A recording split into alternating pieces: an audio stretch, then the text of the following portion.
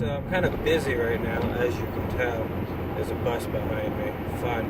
So I'm not going to look at the camera very much, but I will talk to you guys.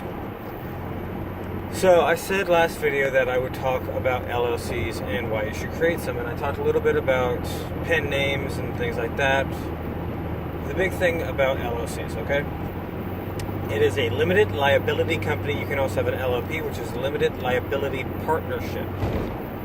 The big difference is an LLC is a company, so it's kind of just you owns it. A P is a partnership, so it's more than one person. Now, why you should use those when you're creating a pen name or even your real name. So like I have one for multiple companies and multiple names. So mine are all consolidated under one house. But you can say, let's say Ryan Stevens LLC. The reason for that is if you inadvertently write something down that happens to be someone else's, or if someone just sues you because they're claiming that it's based off of their stuff and it's really not. Harry Potter's had that problem numerous times. The LLC will take the hit and not you. Now that's important because they can only go after the LLC's assets and not your personal assets. So, what are they going to take? If the LLC owns property, they can go after that.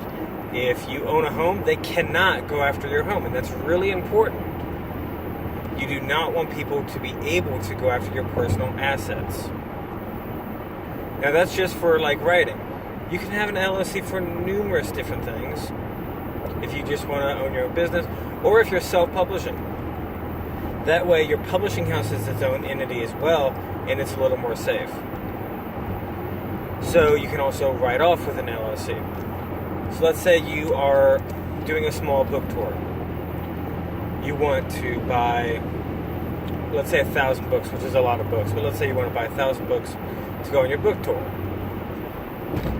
Well, there's a fire, you lose all the books. Now everything you spent on the books is now a tax write-off. You can write it off anyways, but traditionally you sell the books for a profit, so you're not writing off that. But it's a profit loss statement, so overall you are writing it off. And you can also write off fuel expenses. If you're just going to a book reading, you can write that off. That is a business expense. Having dinner with a client, business expense, write it off. You can write off a lot of things. Now, do not take this video as gospel. You should do your own research. And I know some of you are not in the US. Canada has different rules, but they do have a similar structure to the LLC. The UK also has a very similar structure. Please, if you're going to do this, look up your local requirements and know the law.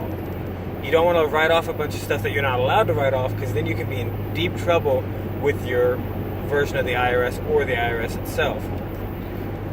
If you have any questions for me personally, put them below. I will answer to the best of my abilities. And I can also link you to the IRS website on LLCs. But what an LLC traditionally is a sole proprietorship, so it's just you.